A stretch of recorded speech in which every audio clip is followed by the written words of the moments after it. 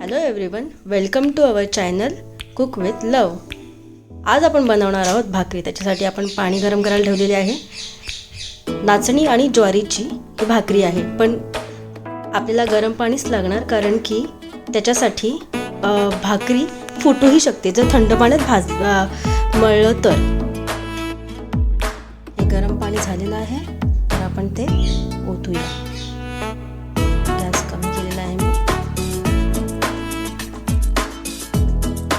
तवा ठेवूया, fast gas करूया आणि हात भाजू शकतो, त्याच्यामुळे आपण हा उलटण्याने परतूया आणि मग नंतरला ते व्यवस्थित मळूया।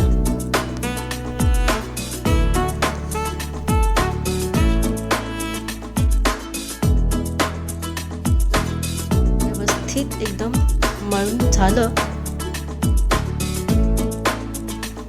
थोडं थोडं पाणी, थंड पाणी पण घेतलं तरी चालेल।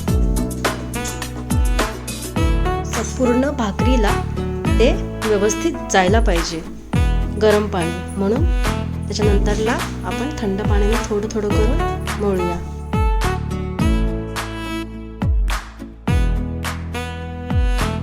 ही भाकरी खूप छान मऊ होते व्यवस्थित मळलं तर।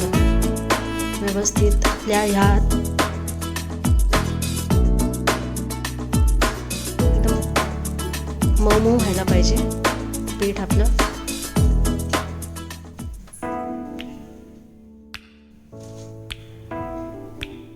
तर हे होतच आलंय आपलं पीठ मळून।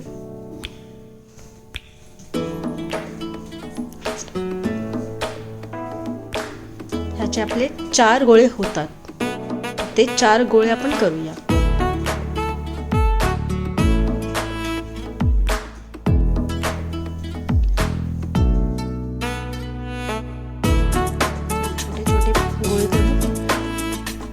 त्याची मोठी भाकरी होऊ शकते, पण ती तुटू शकते, म्हणून आपण छोटे छोटेच करूया।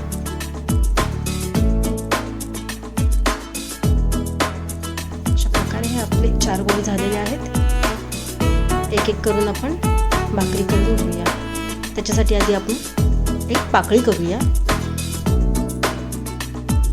गोळा घेतलेला आहे, त्याची फुलाची पाकळी झालेली आहे, त्यानुसार ती व्यवस्थित थापली जाते। अशा बोटांनी साईडने व्यवस्थित थापून घेऊन एकदम बारीकशी अशी भाकरी करून